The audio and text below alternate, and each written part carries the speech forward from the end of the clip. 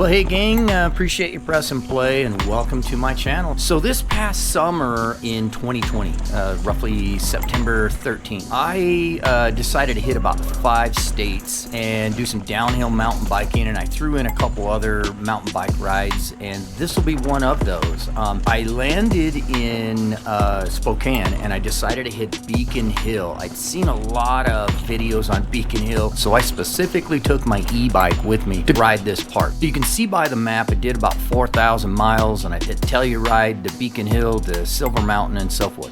Took my truck, took my camper, took all the bikes that I could possibly fit on that rig, and I headed across northern Arizona on my way to hit all these parks.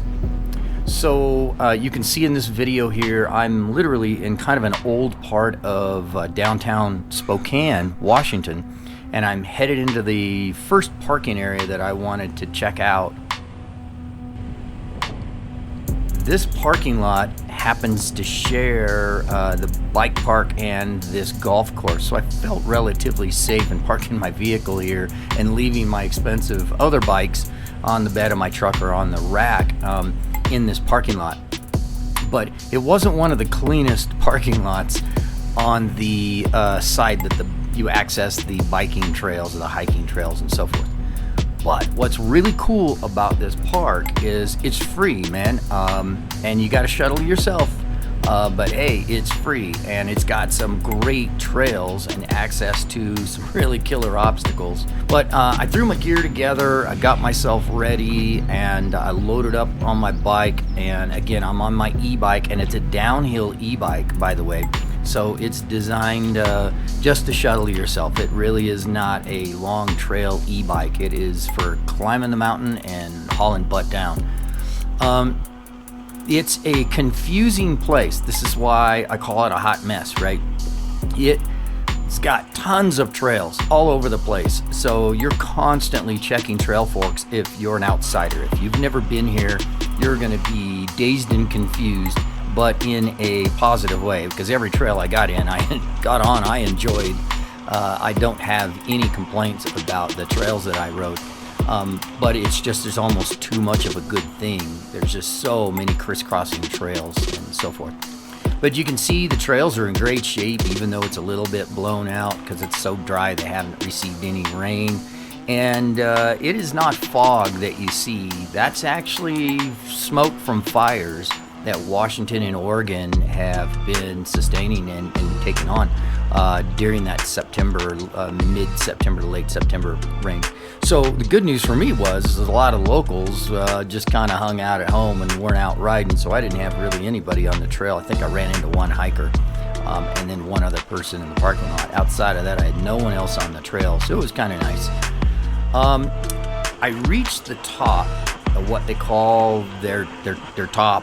It's kind of got all these radio towers and these communication devices and so forth up at the top of this park, and that's where you'll have just tons of trails that branch off. And the trail I found that sounded interesting to me was commitment issues. I had watched some previous videos about commitment issues, and there were a few obstacles I really wanted to do, but because they're more natural and they're not built with wood and so forth, you gotta spend some time getting a few of these drops down and a couple of these step ups and stuff. And I only had about a half a day to ride this park, so I was only going to do this maybe twice and catch as much video as I could. So you can see the start of it. There's a great sign. It's marked. It's called a red trail. I'm not sure really why. I'd really rate this thing maybe a diamond at best. Not that difficult. Anyway, you can see the rest of the trail here. It's actually pretty cool. These locals and these clubs that work on this have done a great job kind of laying this thing out. Really cool trail.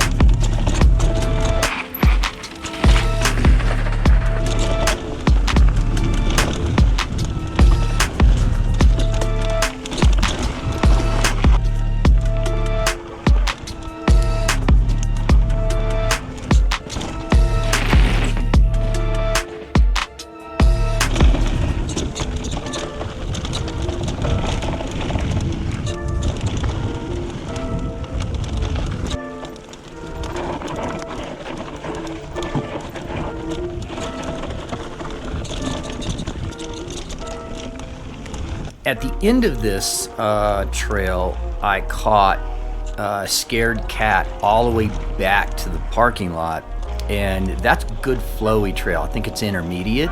I put that at a beginner trail, to be honest. It really was just good flowy. There was nothing on it that I wouldn't take, say, my wife or a beginner or somebody on. Great trail, and so I got some good stills out of it, and so they make for it's kind of some neat viewing. I'll have those at the middle and the end here. I'll toss those in. But if you've ridden Beacon Hill, I've got a question for you. What are your favorite trails, and how the heck do you stay on them? I had difficulty staying on the same trail because so many crisscross and intersect. I kind of got a little bit lost a couple of times here, and you'll see that when I go to the east side of this park. So I get to the bottom and I pack up and I head to the east side of the park. I'm calling it east and west because that's just what it looks like on my maps anyhow. I'm not sure what locals may call that. But I head to the east side, which seemed a lot more organized in terms of parking and staging area, a lot cleaner. I didn't see the burned out cars. I didn't see as much graffiti and trash and stuff as I did on that west side of it. But you can still access both the west and the east by parking in either one of the parking lots.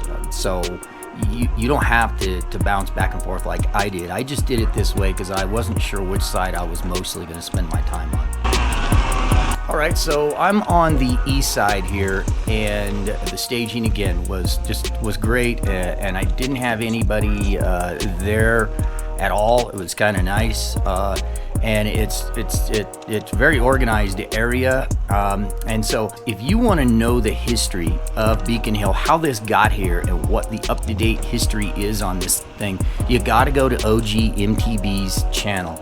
I put a link in the description that teach you how this got here and how this became to be, and it's really cool. He does a great job of explaining that. I enjoyed watching it. I think I watched it 2 or 3 times even, but I highly recommend it. So as you get started in this park, you're going to find that they've got some pump tracks, some BMX jumps, a few skills training stuff. I'm on a heavy e-bike and it's not conducive to this kind of stuff, but I did ride through just to check it out and show some video of it. But I used Upchuck as my main trail to go up to the top of this.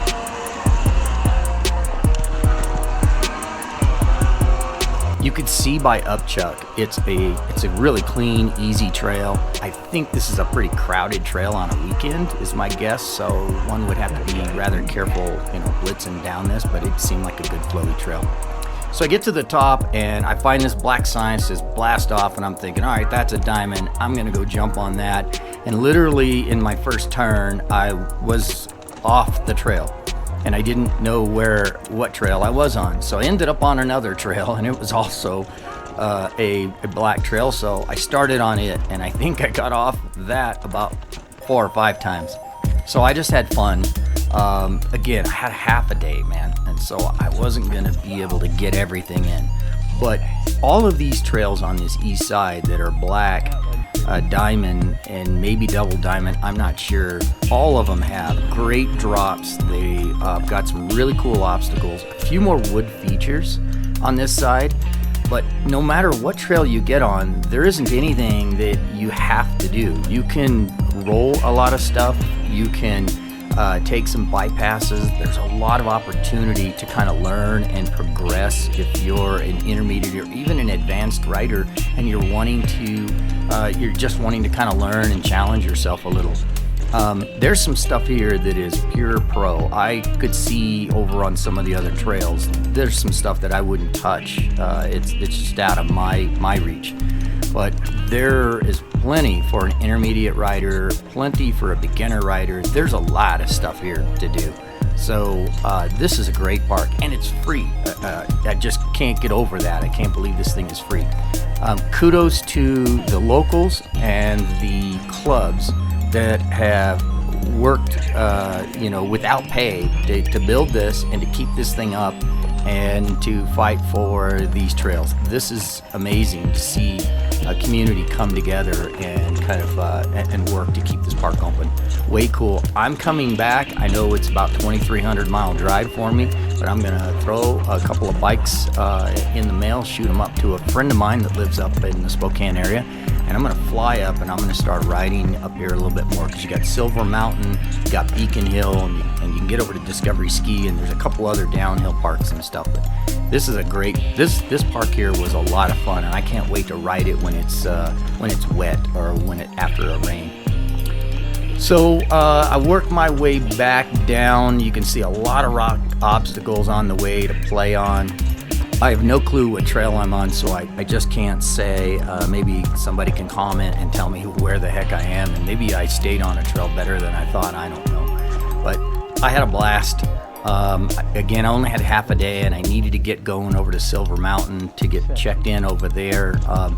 But this, getting back to this parking lot was easy. I just jumped back on Upchuck and blitzed down. And I think there's even a road you can see once in a while that I cross, but I try to get off of the chew track as much as possible. But I get back, and you know, my stuff was safe. I saw that they've got a frisbee golf or disc golf area there that was way cool, and so forth. So anyway, I hope you enjoyed the video. Beacon Hill's worth going to. You got to go to OG MTB, link in the description. Way cool guy, covers all this. I appreciate you. Press and play. Once again, this is Junior, and have a wonderful day.